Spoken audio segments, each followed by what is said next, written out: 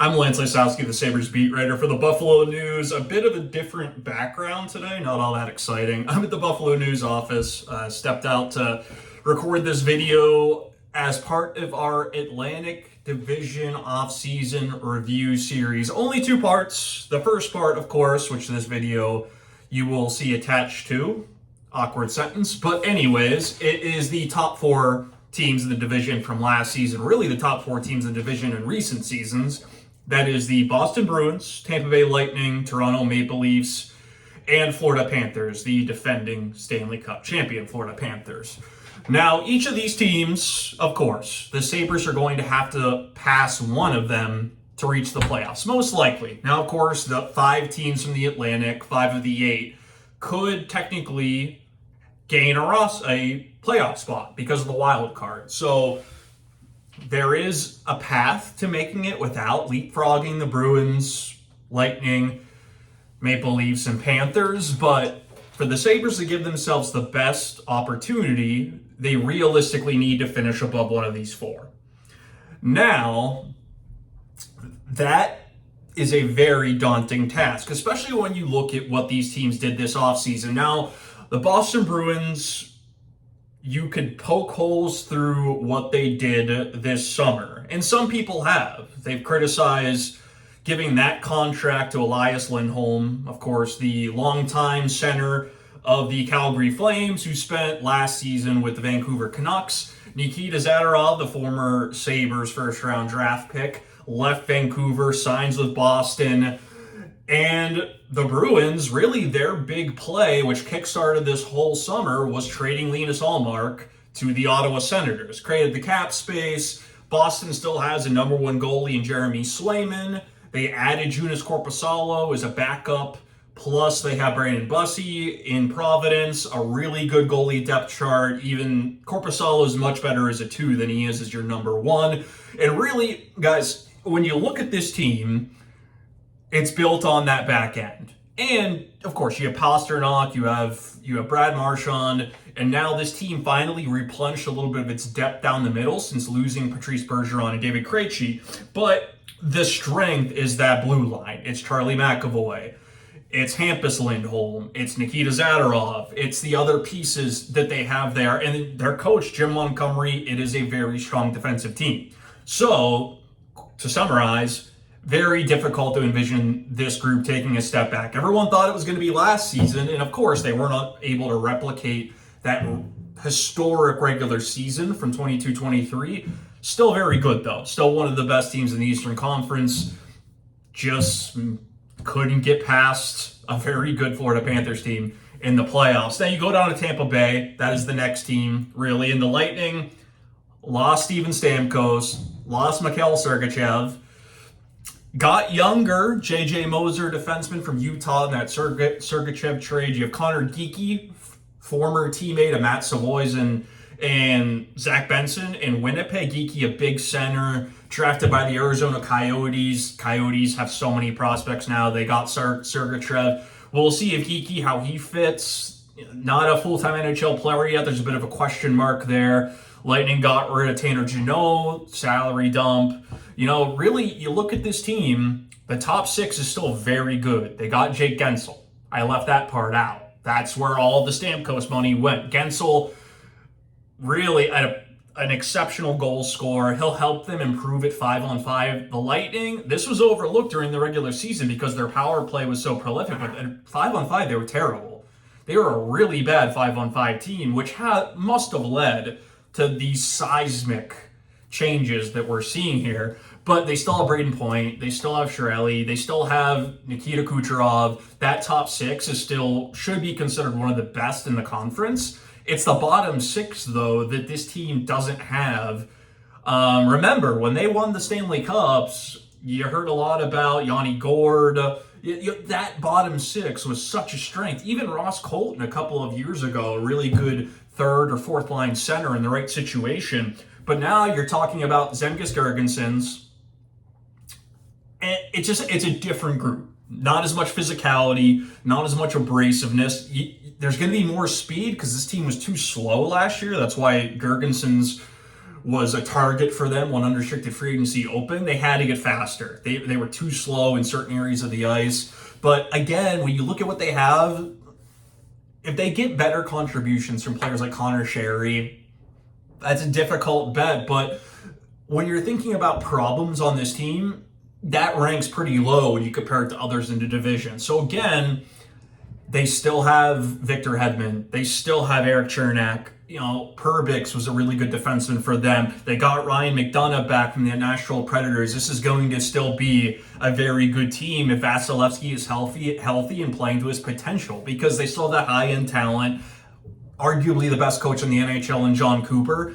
And there's not a whole lot of area there to see them drop, right? They did last year, but I really do think their 5-on-5 game is going to bounce back. It's just whether can they avoid injuries to that back end, because I don't think the defense is really built for before, if you had Hedman go down, you still had Sergachev and Chernak to take on those first pair minutes and assignments. That's no longer a luxury that they have, so we'll see how they adjust. Still don't see them making a big drop into becoming a non-playoff team. Now, the Florida Panthers, we see this every year when a team wins the cup and when they have to pay their own players. The Panthers, of course, had to pay Sam Reinhart. They gave him an 8-year deal, well-deserved. He became that consistent difference maker that we saw signs of during his time in Buffalo. Their first two lines, let's face it, exceptionally good. Like, you got Reinhart, Barkov, Verhaeghe, Tkachuk, Bennett, and Rodriguez. A very good top six. Now, that bottom six is what's going to be the question coming into this season, particularly the fourth line. Now, that third line, you still have Anton Lundell, Eetu Luostarinen, and that right side, you could fit anybody in there with the way that group plays. But that fourth line, Ryan Lomberg is gone. Nick Cousins remains a UFA. Kevin Stenlund is gone. And Kyle Okposo, we expect some sort of a retirement announcement at some point, right? He hasn't signed with anybody. We'll see what happens there. But the fact of the matter is they have to completely replace their fourth line, which is a challenge that Tampa Bay faced after its cup runs. Everybody wants those bottom six guys after they perform so well in the playoffs. So this group is going to look significantly different. Now, Jonah Gadjevich, he's going to have to step into a bigger role. Physical player, can fight. He's going to be asked to do what they lost in Lomberg. Heavy on the forecheck. A really good fit for what they do, but then you have Thomas Nosek comes in as a free agent. Jesper Boquist is going to be an option on that fourth line. AJ Greer, Amherst fans will recognize his name and know him from Rochester's playoff series against Utica a few years back. Greer's become a full-time NHLer now, spent time with Boston, then Calgary, gets a chance down in Florida. So the back end is going to be the story for this team. Not only do they lose Brandon Montour to the Seattle Kraken, but Josh Mahura, an important depth defenseman, signed with the Kraken, and Oliver Ekman-Larsson, who stepped into a very prominent role in the playoffs, goes to Toronto. Again, if Bobrovsky plays to his potential and you have health up front, this team with Paul Maurice, there's always going to be the price to pay when you win the cup. Okay, that could be injuries. We'll see how that progresses moving forward. Florida paid that price coming into last season because Chuck was still banged up, but that team was able to overcome that. Can they repeat? We'll see. It's very difficult to do in the cap era, but I still see this as a team that's going to be in the playoffs next spring. That brings us to the Toronto Maple Leafs.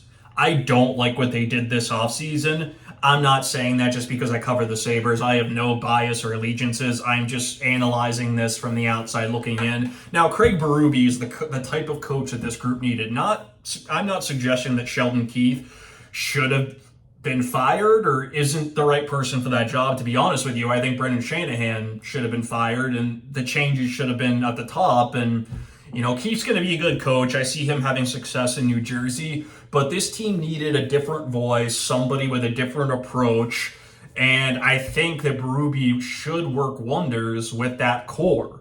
Austin Matthews, William Nylander, Mitch Marner. I don't think Berube needs to teach John Tavares how to play a two-way game, but those top guys need to learn how to score in the playoffs. We've seen more from Nylander and Matthews in the last couple of years. It's Marner who still has come up empty in big moments, and this team cannot afford for any of these top guys to not perform in the playoffs because they're accounting for so much of the salary cap. You're paying these guys a lot of money, and you need to find a way for them to perform, and bringing in Berube should help there. But my issue with the Maple Leafs is the depth signings and failing to bring in a number one goalie. They lose Ilya Samsonov, their regular starter of the past 2 seasons, to the Vegas Golden Knights. Now, Joseph Woll, we saw him face the Amerks in the playoffs a year ago, really showed promise in the NHL last season, but he hasn't been able to stay healthy at any level since becoming a pro. And you're looking at Anthony Stolarz as his backup. It's not a great situation. Now, they love the kid that they're going to have with the Marlies next season. He's young. I forget his name. You can look it up. But he's somebody that they were thinking about giving an NHL opportunity to last year. He wasn't quite ready. Is he going to be somebody they can count on? Are they going to bring in a Martin Jones type? Is Matt Murray going to be able to fill that role? We'll see what happens, but I don't like that. They gave Chris Tanev, a 34-year-old defenseman, a long-term deal. I love Tanev. But when you're a team like the Leafs with the salary cap dilemma that they have, is that something they should have done? You could argue against it, especially when you look at what this team needs. They don't have that number one guy who can run a power play effectively. I like Morgan Riley. He's a number 2. He's not a number 1. Alvin Ekman-Larsson, a good signing. Can he be counted on to run your top power play or your second power play unit? I think that this team has been looking for and unable to acquire that number 1 power play quarterback puck mover like a Brandon Montour. I wouldn't have given Montour a 6 or 7 year deal either, but this is what happens when you rely on unrestricted free agency to fill such a prominent spot in your lineup.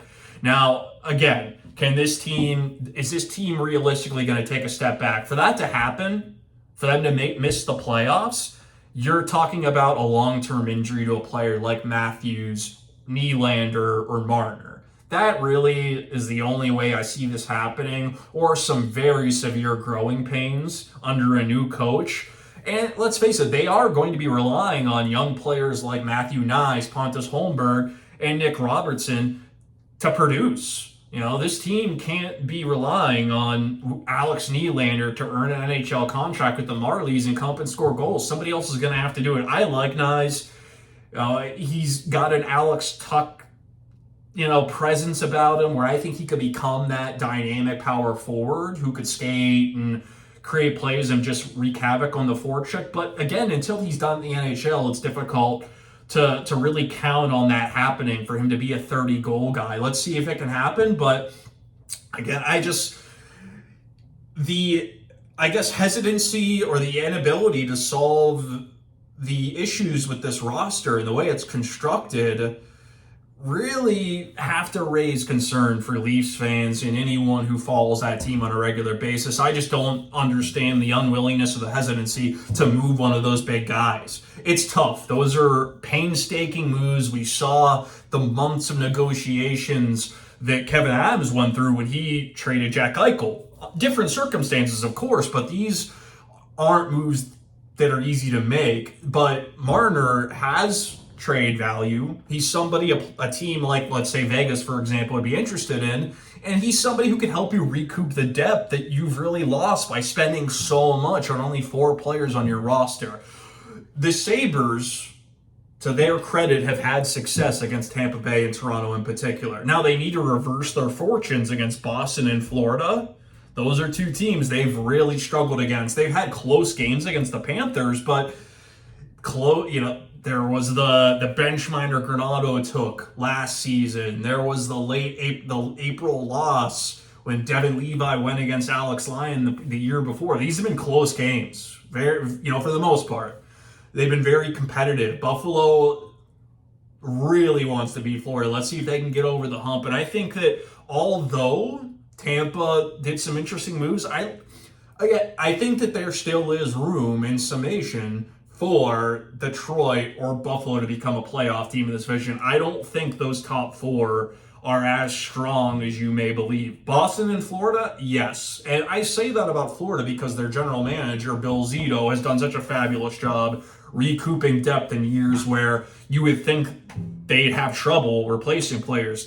Last summer, for example, they lost Anthony Duclair and they bring in Ivan Rodriguez, who was just a perfect fit for the way they played. So I believe in his ability to find answers, especially around the margins of his roster.